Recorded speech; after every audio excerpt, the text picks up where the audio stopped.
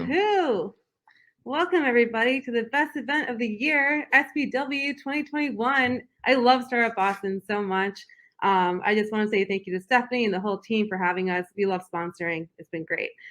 Today, we're going to talk about ourselves and how we've been helping our companies over the last 10 years to scale up from nothing to over millions of dollars. And we're going to start with our introductions. Oops, I'm on the wrong screen. Just give me 1 second. There we go. All right. So my name is Paradise. I'm the CEO and founder of Albaloo. I'm coming more from the B2B side. I've been working with companies for the last 10 years in cloud, AI, anything you can kind of name, doing Kickstarters, all the way to venture funded startups. And the last two companies I worked for both had successful acquisitions, and using a lot of my experience there, that's when I started and founded Albaloo. I'm going to pass it over to Italo. Hey guys, my name is Italo. I'm the COO here at Albaloo. I've been working with Paradise for over a decade now. We met back here actually in Boston at Mass Challenge in 2010. We both had a really strong passion for startups, and we've worked with several over the years, both on our own and together. We've collaborated on quite a few. I do more B2C stuff, e-commerce, consumer goods. I've even done restaurants, food trucks, all kinds of B2C activities. So I like to approach the revenue and marketing from a B2C side, and she does it from B2B side. But collaboratively, we help companies that both try to scale from whatever milestone they're at now to, over $1 million revenue. And our new favorite business model, the B2B companies, are going more B2C-ish. Yeah. So we can both help you out with that too. So this is our main agenda. We're going to try to get through everything today. It's going to be very much geared towards between launching and getting that first audience group to help you grow that campaign. We're going to be using a term that we've coined ourselves called the minimum viable audience, which is almost like the product, but it's actually the first go-to-market audience that you want to actually buy and start doing the sales as fast as possible. And then we're going to talk to you how to attract it, and then we'll talk a little bit about execution, testing and measuring, and we'll be taking any of your questions as they come up. Feel free to use the tabs on the right-hand side of your screen, and we'll be locked and loaded and ready to go.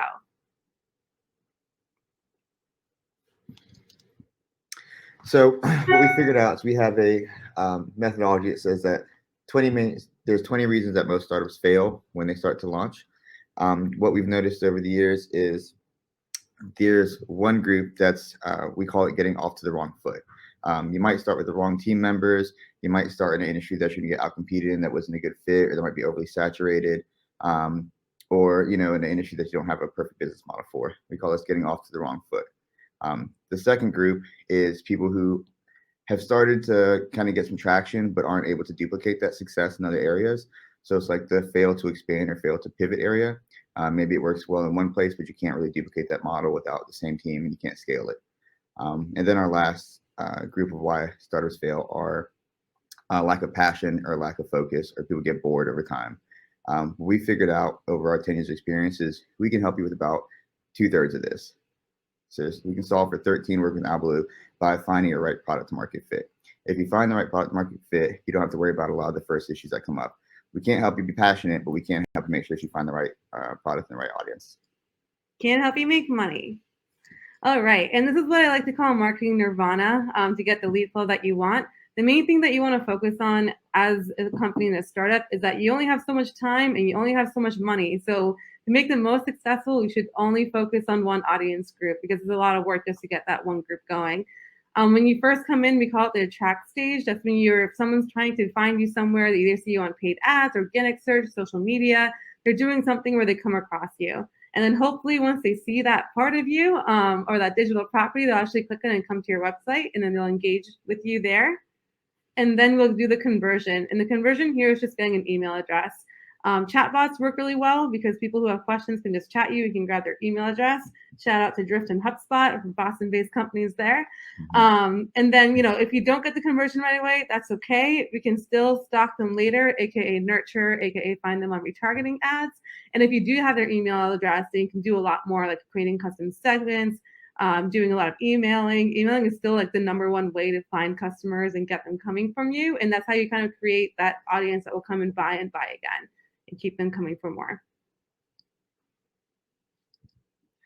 And this is what we call like the yay zone of finding your minimum viable audience. It's just a alignment about your growth, your user adoption, and your user retention. And you kind of want to keep that flywheel running and running. And your main levers are the pricing, the nurturing model, and then the success stories that you have coming out. A lot of times people might buy it. If they don't find success, you can't really get more and kind of like grow your company. Or if you have the pricing model wrong, then you can't really deliver on time and get it. So it's all about bridging everything together and finding that like marketing nirvana, or the audience part of your product, the A to your P. So much how tech teams have their MVP, their minimum viable product. What's the smallest, viable product I can make to take to market, to test out, and make sure this experience is the solution that people want to use. We do this the same way with marketing and generating revenue. We have a minimum viable audience. What's the perfect amount of people, and what's the demographics of these people we can test this market out with to make sure we're building a solution for the right group of people as well. Yeah. And then here's how we kind of define our pyramids or our milestones. You want to take them through it, Italo? Yep. So we have different milestones for different businesses, either B2B or B2C. Whenever Albaloo takes on a client or we work with someone who's trying to grow their company, we usually put them in one of these buckets. Either you're at launch phase where you don't have any customers yet or any clients yet, and you have a product or an idea that you're ready to test the hypothesis with, and we can help you get in front of the right people to test that, make sure that you're solving the right problems, the right demographics, and align that mission to make sure that you get the feedback you need to decide whether you want to continue building that product and grow, or if you need to pivot and try to solve it, the problem in a different angle. So that's launch phase. Creating your minimum viable audience is usually, if you're B2C, you have maybe 5 to 10 clients, and you're looking to scale from that and duplicate that process. Or if you're B2C and you have 20 to 100 customers or users, and you want to figure out who your best customers are and how to find more people who are like the best customers or highest spenders. So that's your minimum viable audience. Once we've captured that and found that, usually for B2B, it's about 100 or more clients. For B2C, it's 250 to 500 customers. Once you have that minimum viable audience, you can put that, find lookalike audiences, and kind of duplicate that process to expand your business model to where it's not dependent on this founding team or the founding methods. You should be able to duplicate that model anywhere you go, geographically and globally. So that's kind of defining the ideal customer profile and how to go after that. And then from there, there's scale marketing, and that's 1,000 plus B2B clients or 2,500 plus B2C customers. And then you have different methodologies based on where you're at. And again, we usually focus on 1, 2, 3. That's like our little sweet spot. Yep. So what we like to try to figure out is, what type of company are you guys founding? What kind of problems are you solving? There's a poll. Haney's going to launch it, and I think it's launched. If you go to your tab and you hit the poll, can you see if they're doing it? Yep, I can see it. Woohoo! So, happening? So what type of companies are you guys founding? Are you guys B2B, B2C, B2B2C, which is obviously happening a lot these days, or a different kind of company? Are you unsure? And just chat us. All right, so we got 14% B2B, 28% B2C. Oh, now it's half and half. Ooh. It's growing up. All right, guys, we got 2 more seconds. We have a lot of things to go through. 3, 2, 1. What's there? Nice. All right, so we got about 27% B2C. Oh, never mind. A third. So it's a third B2B, a third B2C, and a third B2B2C. Wow. Yeah, even split. Everyone made it. Good job. Nice. Can we check the Q&A? I think someone has a question in there. Yeah, let me see. Will these slides be available later? Yeah, yes. Sure. That was easy. And now we're going to have our next poll. You want to tell them about it? Yep. So the next poll is, what is your business milestone? So whenever we take on clients, we work with people, we like to know where they are. And our first goal is to try to get them to the next milestone. So where are you in your journey based on B2B or B2C? Are you at phase 1? Are you launching and trying to get an audience? 2, are you trying to figure out the right audience? 3, do you have an audience trying to figure out what your perfect ideal customer is? Or 4, are you ready to scale? You know your business, you know your customer, you're just trying to go global domination. Let us know which one you guys are. I know, I love the split 2 stuff. You can't have a more perfect audience. It's amazing. What's happening? Are they doing it? I can't see. Yep, we have 46% at launch. We nice. have 41% at, oh, it's gone down now. We have 41% at MVA, and 11% at ideal customer, and 11% at scale. That's a healthy number at scale. Wow. And an ideal customer. I'm impressed. Is that everybody? Should we move on? Just about. 3, 2, 1, and closed. Yep. So we got 10% at scale, 15% at define, ideal customer profile, and 42% at minimum viable audience, and 31% at launch. Good job, guys. That's a lot of business. I know. That's Go a lot of team, business, go. guys. That's awesome. All right, we're going to just run back through here, and we're going to start with the strategy stage of defining your minimum viable audience. I'm just going to let everyone know this is where like the majority of our work is going to be today, but if you have other questions, feel free to ping us later. We also do have a link for meeting with us if you want to talk more in depth about your company, and also use the Q&A, and we'll make sure that we can get to everyone's questions. All right, so the way we like to start our minimum viable audience is to use a lean startup methodology and just apply it to your marketing and sales model instead of your product model that you've been using, hopefully. You're doing it right. So the first time you want to do some research, you want to have a hypothesis of how you want to actually help people do it. That's when you kind of set up your personas, you set up your groups and segments that we'll go through in a little bit later. And then you want to interview them. You want to talk to them, learn more about who they are, get in the mind of the customer from like a behavior standpoint. What are they reading? What are they doing? Where they want to spend their time? And then from there, that's how you can actually build your first campaign and figure out like what's that first thing to model that we're going to go. And we'll also talk about that soon too. And then once you have like that kind of like moving, we like to do a lot of like sales campaigns where you like email people. You kind of see like, do people care about my content? Do they like the blogs? Do they read my white paper that I wrote? Are they actually signing up for something? That's when you can like actually do a launch once everything is validated. And for launch, we mean like advertising and spending money. Hey, Phyllis, nice to see you. It's been a while. That's awesome. I've known Phyllis for also 10 years. It's just one of my first startup friends. Good times. And then once after you've launched, you want to make sure that you optimize your profile. You want to continuously test and iterate. You want to keep adding more content, seeing where people are going, and seeing who's actually buying at the end of the day and who's not. And then based on that, we can actually update our campaigns and kind of keep it running all the way through. We also like to say like after like every year, you should probably do another round of interviews and just make sure that you're still in the right spot. There's no new competitors are moving up the stream, and there's no behavior changes in the world that's happened. All right. Each level is going to talk about the creating a lean canvas. So this is like our intake form essentially for how we work with startups. This is what we call the lean canvas. It's your business plan on a napkin. So what we do is we look at your company and we focus on the problem. What's the problem that you're trying to solve? And what solution has your team come up with? From there, we try to figure out a unique value proposition. What makes you different? What makes you stand out in the industry? And what can we do to help you stand out and be different than your competitors? They like to hear the high-level concept, how you guys are going to implement this, and what the experience is like for the customers.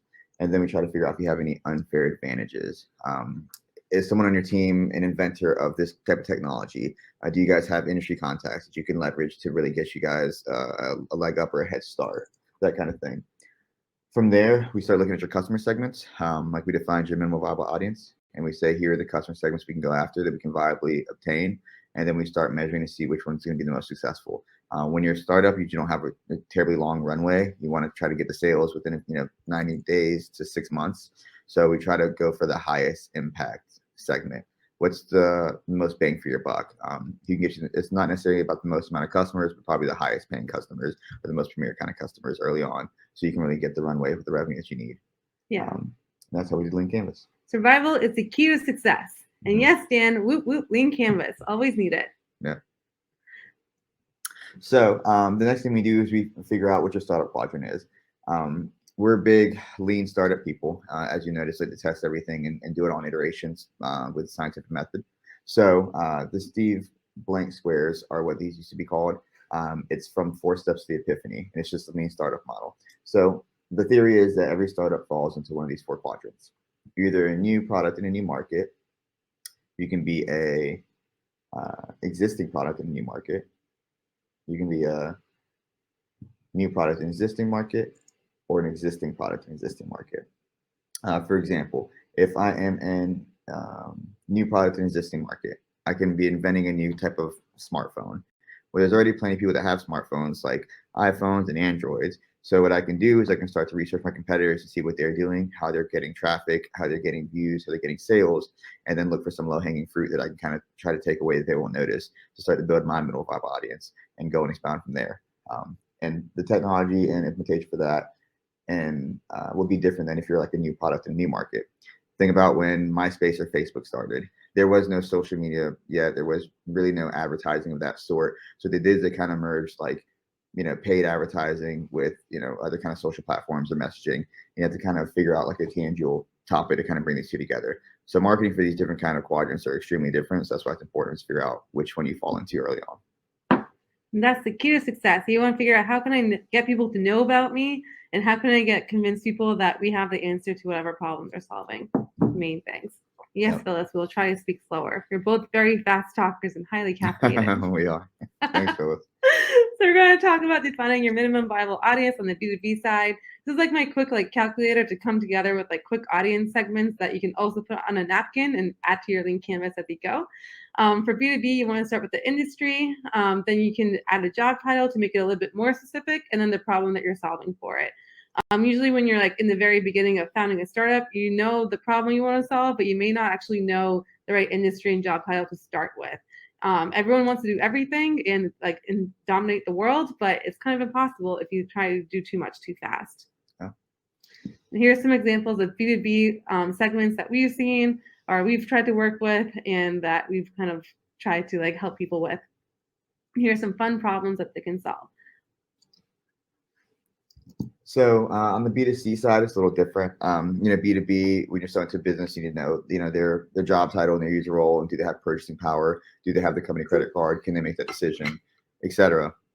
For B2C, you're more looking at people's demographics.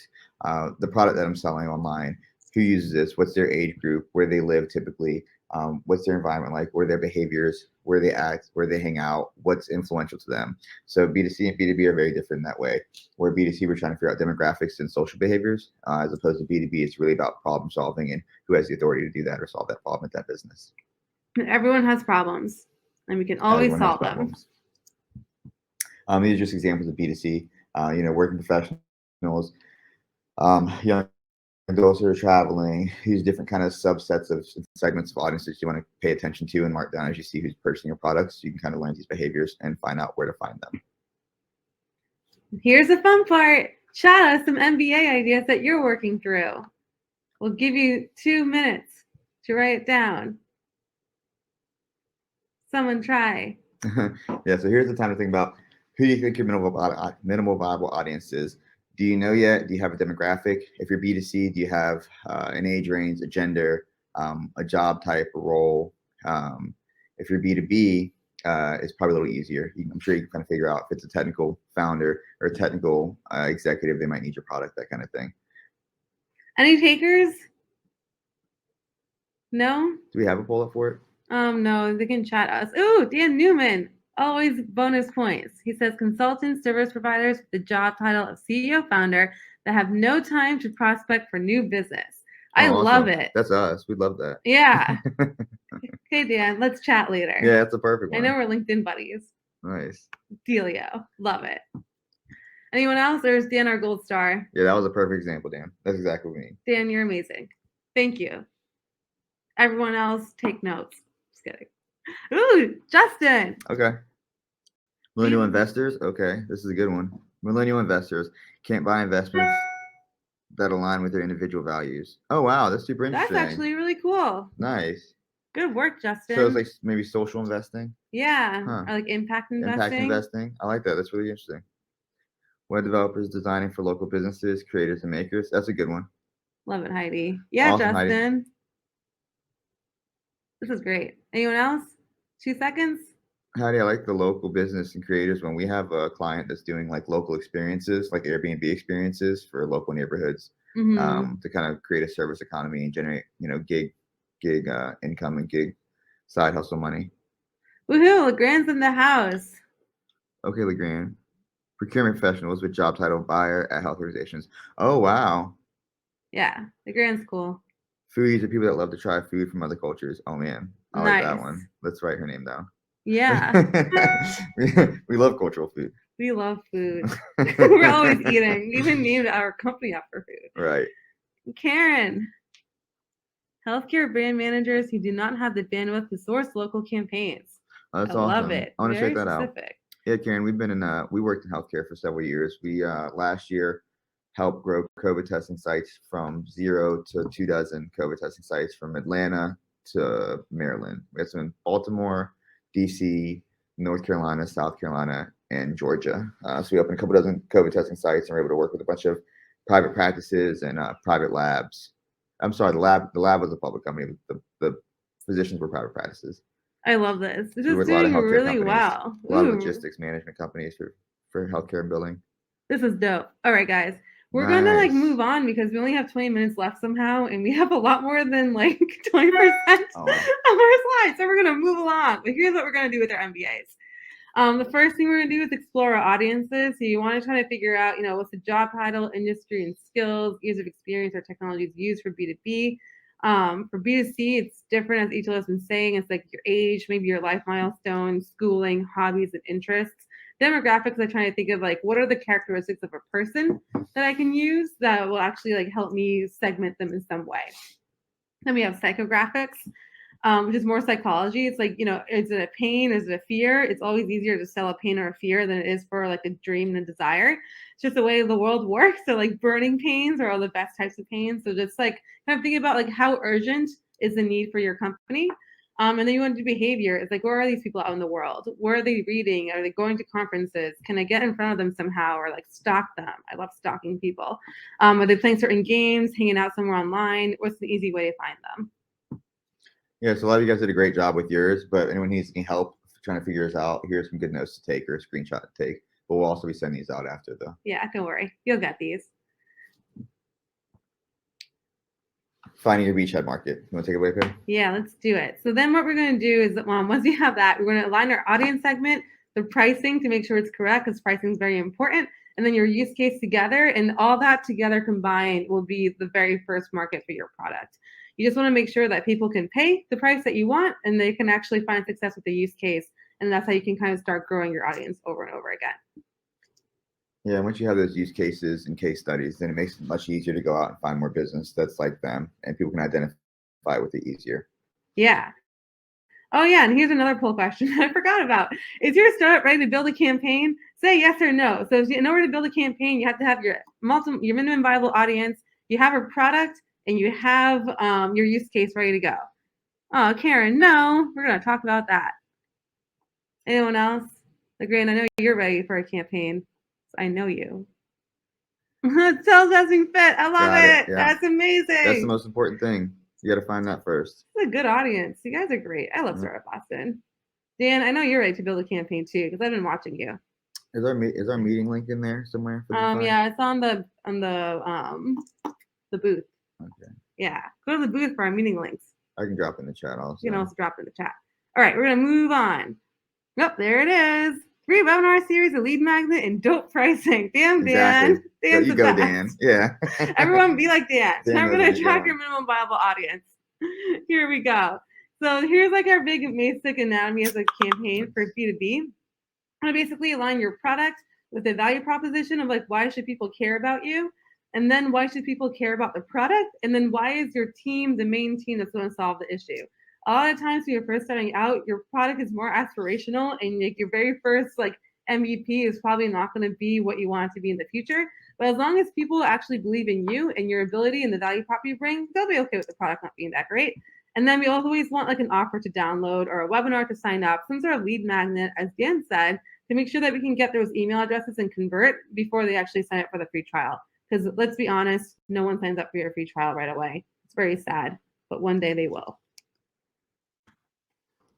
You want to take B2C?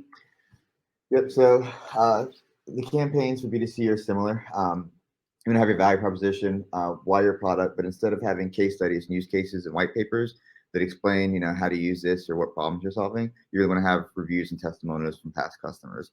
People always trust a product that they can relate to when they see other people leave reviews. This is why Amazon's so great with reviews. And this is why websites that have, video reviews and those kind of things do really well for selling their products.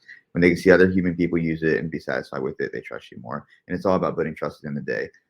Are you guys the right people to sell this product to me? Do I trust that if it doesn't work out, you refund me? And do I trust it's going to work if I actually put my money into it? For here, as far as lead magnet goes, signups for newsletters, subscriptions are always great, and then purchases. So when you get your purchases, you always have your email addresses as well, so you can reach back to them to nurture and buy more products in the future.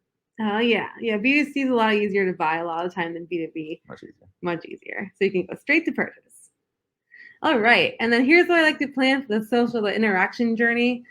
Basically, through the different stages that you want, based on like the intent of the person, you want to be able to have the right content or products or anything for the personas that you're working for. So basically, when you're testing, you might have to like redo everything for 2 different personas. We really don't want. That's why we say like test fit before you start building the campaign. But if you have to do a lot, then you can do double the work because work is fun. So the attack stage is like the very beginning. If you go back to the very beginning of this, when people are like trying to find you, it's more of like the social channels, podcasts that you can go on, your blogs or interviews. Then the next step is the conversion stage. It's like, how do we get people to actually give us that email address? That's like your landing pages or white papers, promotions, like those little like spinning wheels on B2C, very fun.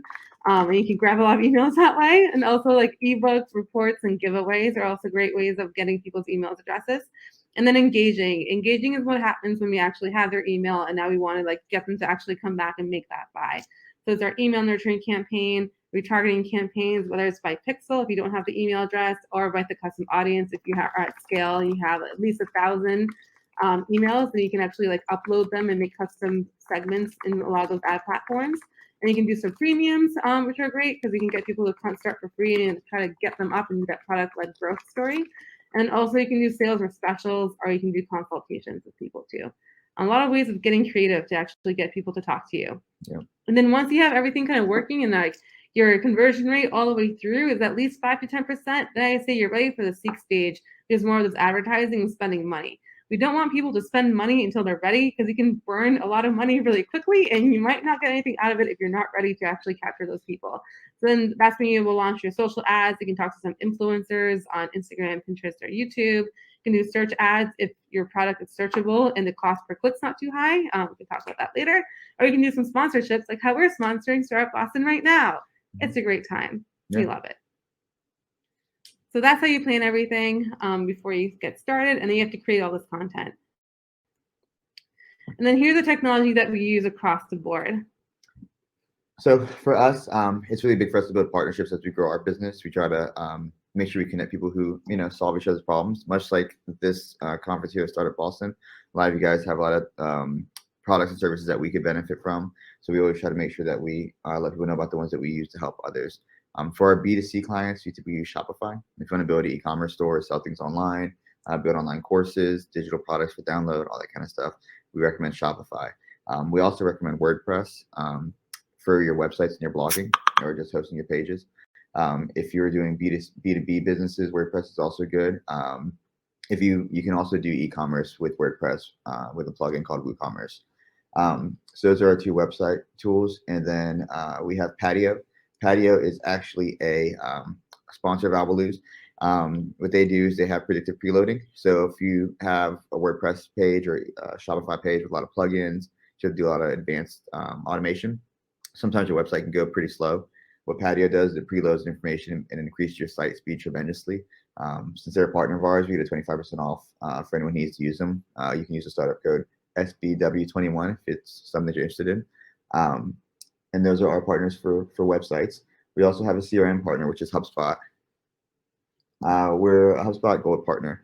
The reason for that is that we think that HubSpot is the best CRM to use for growing your business, especially growing a small to mid-sized business. It's super affordable. It's flexible.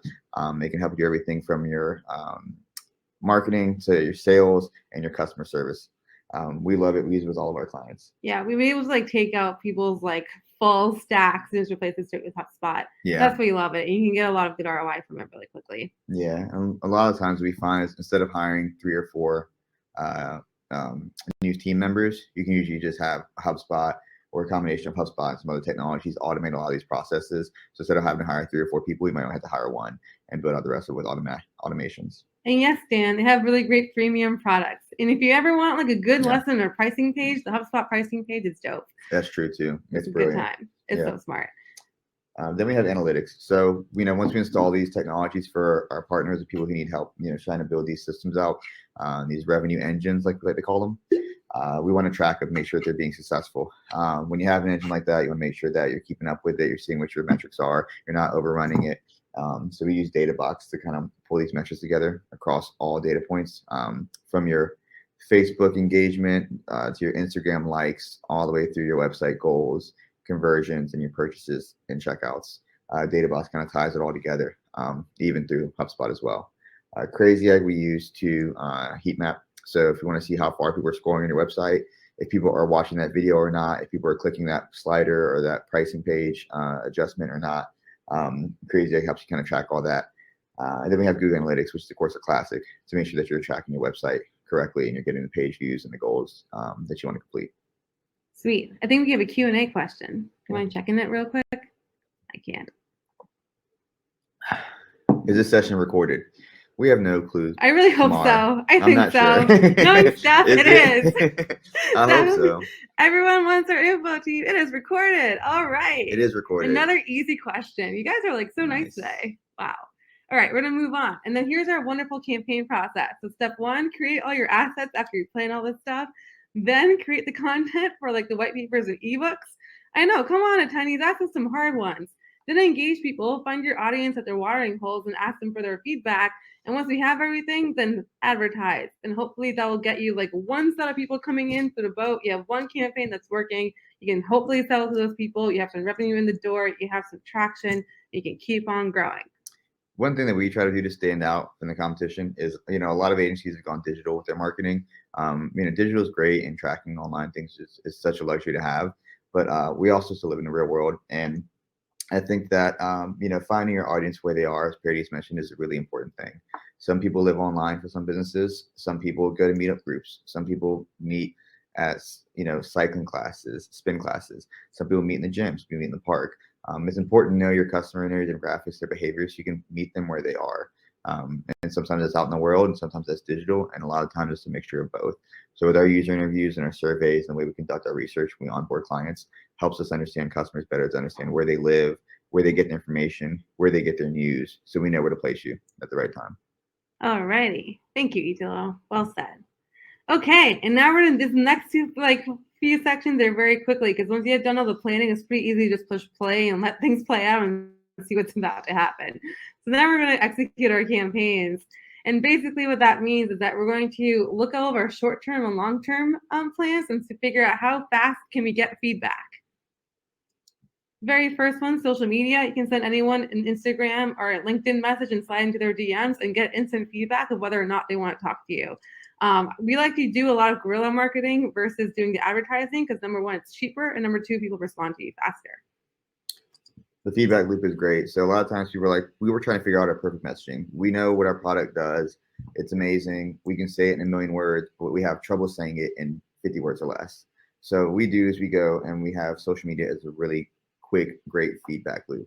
So we test all these messages out on social media, on LinkedIn, and see, how the audience responds to them, which one response gets the best response. And that's how we start building out your messaging for your web page, for your ads, for everything. Yeah.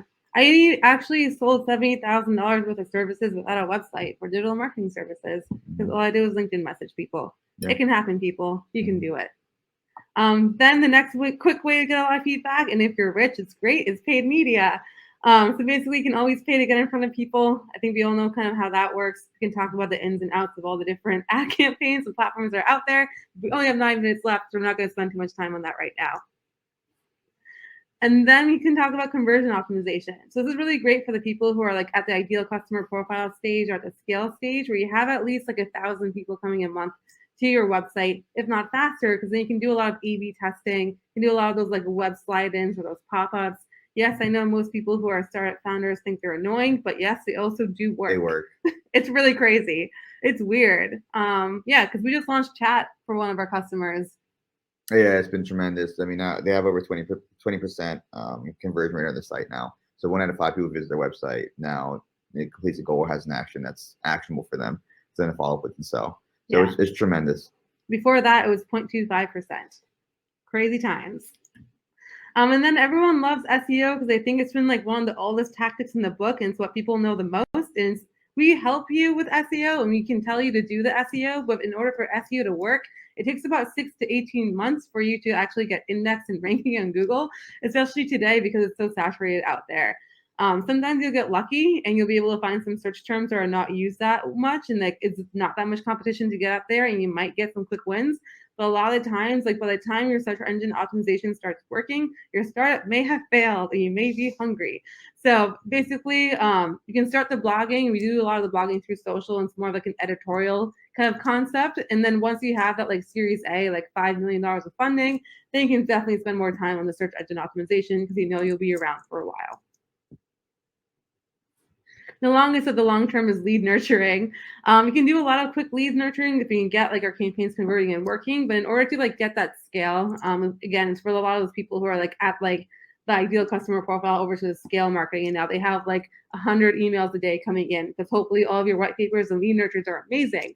Then you can start like doing more of the educational type of content to get people who don't really know what they're doing to come and convert with you, and you have the time to actually educate them, and you'll survive until they're ready to buy you. All about survival.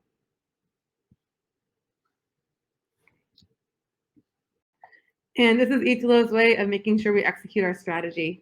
Yeah, so we take the time and everything out. One of the things you get with us is deliverables, which are, we try to build a month-to-month strategy with you guys based on, what the goal is, how many customers and clients trying to get in the door, but also seasonal things. Like what's happening is that, does your company or industry have a really big trade show every January? Well, that's something we need to know about so we can kind of ramp up to those events. So it's always good to have a timeline of events, like a calendar year, to see what your posts are, what your messaging is, how it's going out, and what big events you need to hit this year or ramp up to. You can align everything together too. So your blogs are about the events, and then you can also hit people up who you want to sell to and be like, hey, are you coming? And you can talk to all of them. It's a really good way of just engaging with people and getting those conversations. All right, last section, and we got 6 minutes. I think we're gonna finish on time. It's very exciting. So once you launch everything, make sure you're measuring all of it and testing. And so we have a lot of key performance indicators that we like to pull together, and we use DataBox to kind of put this all through. There's always ways to break it down more. So I think of everything as like a series of Rubik's cubes because I'm a nerd, and I basically see like one row as like your impressions, the second row for like your actual website, and the third row for your leads. And then all of those have different columns they can kind of break it down with. It's either based on your impressions and click-through rates, or your bounce rate and scroll depth, or like your number of submissions that you're getting. And then your next column or row is actually like the last breakdown. It's like, what's the most specific thing that we did? Like, what's the ad network? What was the actual like downloadable? What was the webinar? What was the ebook? Where the keywords or referrals coming through? What was the actual landing page? Or like what was like the method we got the leads? Was it the chatbot? Was it the spinning wheel? Was it the promo? So then you can basically measure like what's working the best and what's not. And then hopefully you turn off the stuff that's not working and you turn up the things that are working. That's how you win. Yep. We try to make everything a science and use scientific method and have data-driven decisions. So once you get these things running, we test and test and test, and we try to expound upon the things that are doing well. We do have a quick question. Ooh. So we have a question from Dana Allison. So Dana asks, do these strategies work with marketplace services, or is it really specific to pure SaaS? So in our opinion, the methodology works for everything. We try to make it scientific. So we test the hypothesis based off of the research that we have on your business and your industry, from customers and client user interviews and your company interview. So we do this, we set a hypothesis and we test it out, and we kind of go from there. So it does work for marketplace. If you mean marketplace like eBay kind of marketplace, like are you trying to build a platform where there's sellers and buyers kind of thing, those usually take two different strategies, one on either end, one to get the users or buyers and one to get like the power sellers on there to kind of help build the audiences. If you mean services, then usually that's just kind of finding like a B2B client situation. Yeah, they do work across all. They do work. You have to do double the work. You basically have to build the persona for the one side and the personas for the second side, and you want to align them for the same thing. You just want to focus on that. So marketplaces are difficult. It works really well if you can find one that feels the other, and then you can kind of like help it grow because then you only have to concentrate on one thing. At the end of the day, it's the same across all business. The goal, or like the golden, I'm not sure the word I'm trying to think of, but the goal is always to build a flywheel. And a flywheel business is the kind of business that fuels itself, meaning that once people start to buy, they evangelize and they start bringing their friends, and then they start loving the product, telling more friends, and it spins its own flywheel. So in the case of like the marketplace, we have one client that has a HR platform. So they have to get companies to post jobs on the platform, but then they also have to get people to want to apply those jobs. Well, people don't want to apply this. It's a chicken or egg situation.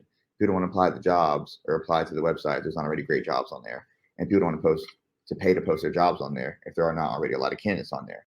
So you want to try to get both of them at the same time and get those like power users, like people who can post 1,000 jobs at once and get those on there early on. So there's a lot starting out. So like eBay and Amazon get power sellers on there that have a lot of products, and then it'll start bringing more users on. Sweet. Good question. Nice work. Any more? That's what we got. We got 2 minutes. All right. Then you also want to create your SMART goals, which are smart, measurable, attainable. What's the R? I always put the R. I would say relatable. Might be timely. Timely is the T. Timely. Yeah. But basically, things that you can measure, things that you can attain, and things that you can actually do well at. And you want to make sure that you're measuring all the way through, and you know what's happening before and what happens after, so you can make that work. Woohoo, Dana! She's like, you validated their approach. Yeah, we love it. Awesome.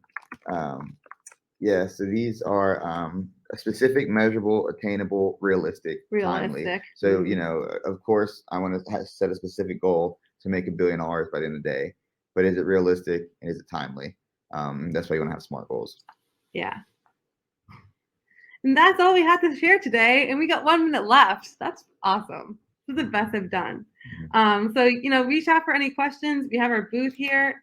Each will also drop the link somewhere for our website that you can go to and sign up for a free consult session with us. We can also stay on a little bit longer if you want to answer more questions or ask us more questions. And here we are. This is us, Albaloo. We love to hear from you guys. We love meeting new startups all the time, coaching, helping them grow, getting them in our network. And also just hearing about really cool solutions and ways you guys are solving problems. We love it. We're nerds for it. We've been doing it for over a decade now. We're like 13 years in, and we live for this. It's we play for the game. So we'd love to hear from you all. We have 15 more minutes. Oh my God. I thought it was 3:15 to 4. So I was like, we have to finish this on time. That's amazing. Oh yeah, Q Dina asked us another question, said, how early in business does it make sense to engage? I mean, we can do anything for you at any time. We're very scalable and flexible for startups. Yeah, so it's one of those things where when we find people who are really early on, we just try to coach. So we try to set like a certain amount of time every week or every other week to kind of push the ball forward. Sometimes there's things like capital to get in the way, like, okay, well, I'm building a product out. I know it's going to cost me $50,000. I don't have it yet.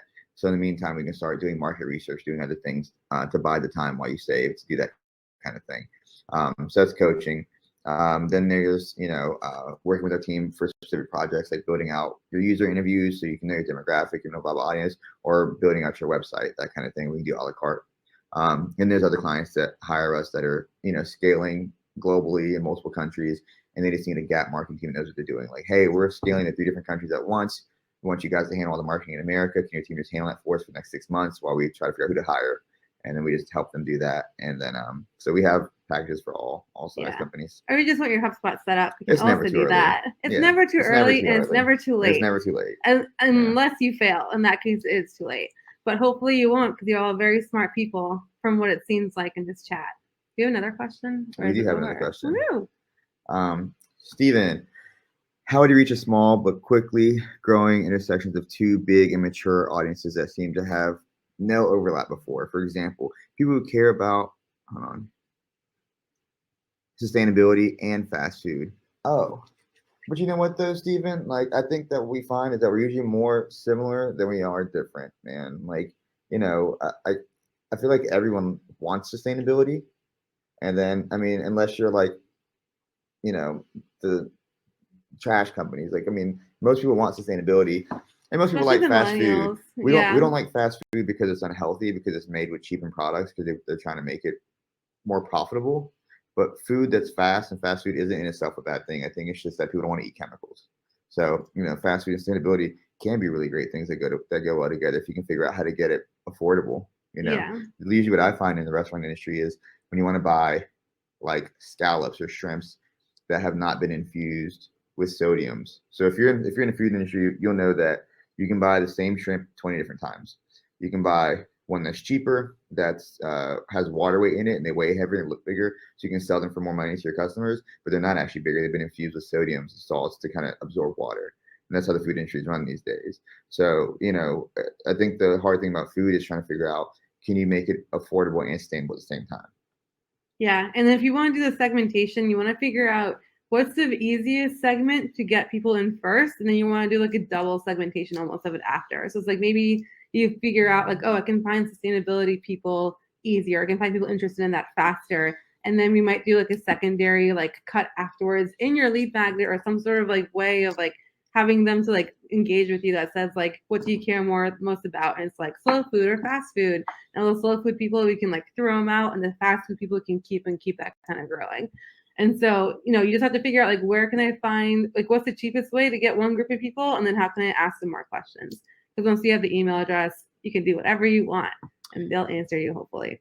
But Stephen, we'd love to hear more about that. I mean, if you're trying to figure out how to make fast food restaurants more sustainable, I think I have quite a few case studies for you. I know a lot of fast food restaurant owners that have built chains from food trucks to actual brick and mortar counter service stores.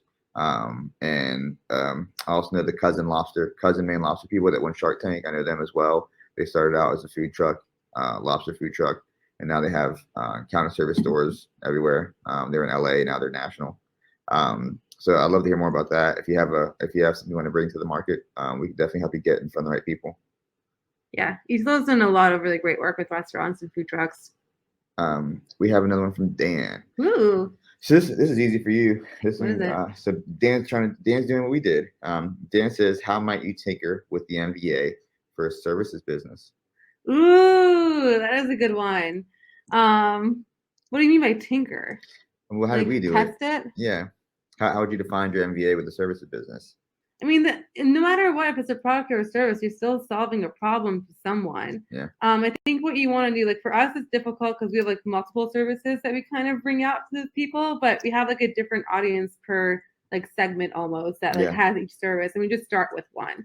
And start with the most lucrative one, Dan. Like, how can you make the most money? Yeah, and also think about residual, because if you're in services, the thing that's tough about services is that it might not re-up every year, right? Somebody might need your help for 6 months or a year, but not for the next 10 years. So try to figure out residual income if that's a possibility for what you're doing, and then try to figure out high impact, like what's the highest revenue you can make for solving these problems, and start there and use those to kind of head you along. That way you can start focusing on other niches. Maybe your team offers 5 services, but one of them is way more expensive than the rest, and you can find great paying clients for those. Start with that, because revenue gives you runway. When you have money, you have time. When you don't have money, you don't have time. Yeah, that's actually what we did. So we like took on a Gap team client, and like Isla was literally working for them like 40 hours a week, sometimes more, to like bring in the money. And then I was training the team on the back end to like teach them how to do the rest of it as we're kind of running. And now we have some people that can run their own projects on their own over the last like 6 months that we've been training, which has been great. But it's kind of like, how can you make the most money to like keep us afloat first, and then how can we kind of expand that out over and over and over again and kind of keep it running as it goes. Does that answer your question? Feel free to chat us if you have more. Yeah, you chat. Outsourcing lead gen services. I understand completely. Yeah, we understand completely. Yeah, let's book a meeting and let's talk about it. Yeah, let's talk to each other. Yeah, we do some demand gen and stuff like that. We have team members that kind of do BDR for some of our clients as well, so you can kind of bring them in. And then what we do is we make sure that they're falling into segments and it's trackable. So it's great if you have guys going out there making phone calls and closing meetings all day, but it's better if you have analytics on them. Like we've got 3 in this persona group in this segment, 20 in this persona group in this segment. These guys pay more than these guys. This is the better target market. Go after this and you can 3x. If you go after this segment, you can only you'll stay the same. So the metrics are important as well as just bringing in any business. You want to kind of know what business you're bringing in, what's different, who your best customers are, where the top earners and purchasers. Yeah.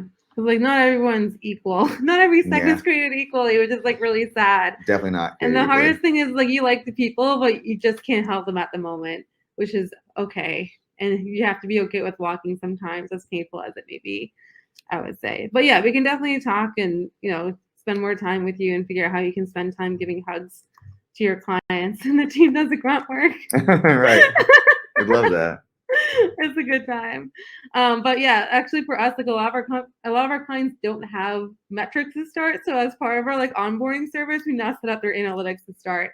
So we can get a baseline for that. And we can be like, all right, here's where you are right now. Do you agree with that? And they'll say yes. And they'll run the campaign. And now we're like, okay, now we have like 3x what you said that you had before. Do you also agree with this? And then they also say yes.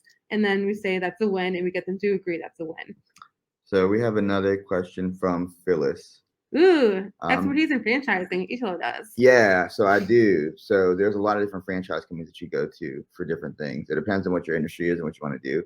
I have a ton of information on franchising. So I've gone to a company and started from writing out all their processes and documenting all their processes, and then building an app that kind of stores those processes and builds training and onboarding, like how Trainual is. You start there. So whenever you want to franchise something, you have to start with documenting all your processes, making them as efficient as possible, cutting any waste, and then being able to try to duplicate that. So once you have those down, you want to try to duplicate it once or twice in different geographic locations where the founders are not involved or the original team is not involved, to make sure that everyone can follow it without having that legacy knowledge. And once you have that system down pat that way, you can reach out to different franchise companies that will come and invest. The way that it typically works is they'll come and they'll take a percentage of your sales. They act as a sales agency. Like, hey, you have a great business model. You've done it 3 different times in 3 different states, and it goes great every time, and it's still profitable. Awesome. What a franchise agency would do is they'll come in and say, okay, well, we have a network of private equity guys, VCs, and other private investors who have money that they want to put towards businesses. So, they want this year they want to buy 7 restaurants and 10 boating companies and 6 trolleys and tourist companies. And what they'll do is they get you on with your what's the SBC? The SBC, the state business. This is you. So what they do is they get you into the like the SBC grant loan stuff where you can go. Oh, it's the SBA, the Small Business Administration. The SBA. There we go. You get the SBA recognition. So they'll take you to the SBA and say, hey, like, here's the proven business model. Here's the financials. If you put in $1 million, you can make back 2. Like, whatever your math is, they'll prove that and throw it to SBA. And then the SBA will give you like a credit rating, meaning like anyone who has a credit score of 650 or 700 or higher with a deposit of a percentage of your annual revenue can buy it. So for example, the company is like a McDonald's, and McDonald's is guaranteed $1 million in annual revenue. Well, they'll say, okay, as long as you have a credit score, because you're SBA approved to do this, as long as you have a credit score of 650 and better, and you can pay 10% down, that's $100,000, you can buy this franchise. SBA will give you a really, really great loan, super affordable, to go ahead and buy that business. And that's how the franchising thing gets done, and gets done well and easily, is because they get you approved with the SBA and all this funding and financing for anyone to be able to buy your business and franchise it out. So that's the first step. Get your processes down, get the SBA to approve you guys so anyone can buy the franchise for a very affordable way, and by any affordable means and loan. And then the franchise agency will start selling you to private equity firms and other investors and they take percentage of sales. So if you're like, hey, I'm selling for 10%, it's always $1 million, so I want $100K up front, they'll take a percentage of your 10% down. So maybe they take 10%. So you get 90, they get 10%, or $10,000 every sale that they make for you. But they usually go to private equity firms and sell you 20 at a time.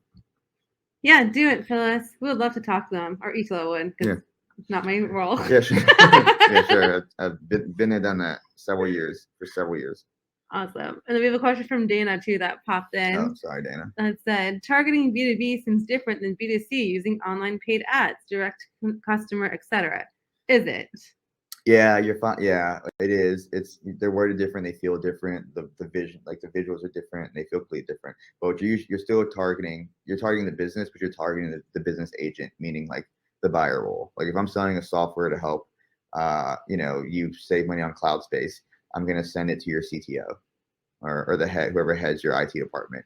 So you usually try to find people based on their job roles. So it's still going to not the company as an entity, it's going to the person at the business, but it's the person who would benefit from that the most, like the CTO in this case. Yeah, you have to get in front of like the right buyer. B2B is like very much of like playing politics with people. You have to make sure that the person you're talking to can actually make the purchase, and like you do a lot of like qualifications that you don't really need for B2C. You can really though, from like an advertising perspective and segmenting perspective, you can sometimes use both of them, because sometimes it's like, oh, we're selling to like very low level people that can like purchase their own product. In that case, your B2B app is more of a B2C app, because maybe it's like $20 a month instead of that 100K purchase. So it really depends on like what you're really doing. Ooh, what would a marketing investment or business dev would a marketing investment or business dev make more sense for B2B? No. It depends on where you are. So like if you have it really depends on your stage. I mean, they both work well. But it also depends on your current team. So a lot of what we see is different. Sometimes we see a team where one of the co-founders can sell and do the demos really well. So they'll hire us as a marketing team and demand gen. So like we'll do all the marketing and LinkedIn messaging and social messaging, and we just bring them demos. So we bring all the people, they book the calendar, and then they book that calendar meeting with one of the founders of the company, and they close the deal. But we do all the BDR, all the marketing, all the stuff up to that point. Sometimes we meet people who want the marketing but have their own salespeople, or they do their own sales and just want to do marketing. So it really just depends on where your budget is and like what do you currently have on your team and what do you lack on your team. And like how much revenue are you making and does it make sense? And how much money do you have in your bank account personally? Yeah. There's a lot of rich people that can just spend $100 million in ads for no matter what, and That's they true. can win because they're just rich people. If we're not as rich, we have a different calculation. It's kind of like depending on it, but we can like help you kind of calculate that out and figure out like what does make sense, what doesn't make sense. We love talking to people. We'll have a conversation with anyone because we just like meeting people and helping out where we can. So we can have that. I feel like this question has to be a little bit more in depth based on who you are. All right, now we actually have 1 minute and 12 seconds left. Not rich marketing strategies. Yeah, that's why we're like the anti-marketing company, because you want to make sure you make money so you survive, and then you can spend it on the campaigns and light it on fire once you have enough in the bank account to really support that. Do we have any more? Any more questions? Last minute requests and things? Not rich marketing strategies. That's funny. Oh man, this is great. All right, I think we're going to pass it back to Hanny now then. But it was nice meeting all of you. Thanks, guys. Book a meeting with us. We would love to meet all of you, every single one. Yeah, good to see everyone. Thanks for having us. Looking at all of you. Thank you, Pardis and Idolo. Amazing presentation. Really enjoyed it. Learned a bunch. I was taking notes over here, so thank you so much. Yeah, at this point, we'll wrap up this event. If you guys could head to the backstage area, and the rest of you, thanks for tuning in. The awesome panels and sessions keep on coming, so head to the agenda tab and see what's coming up next. Woo, woo. Thanks, guys. Thanks, everyone.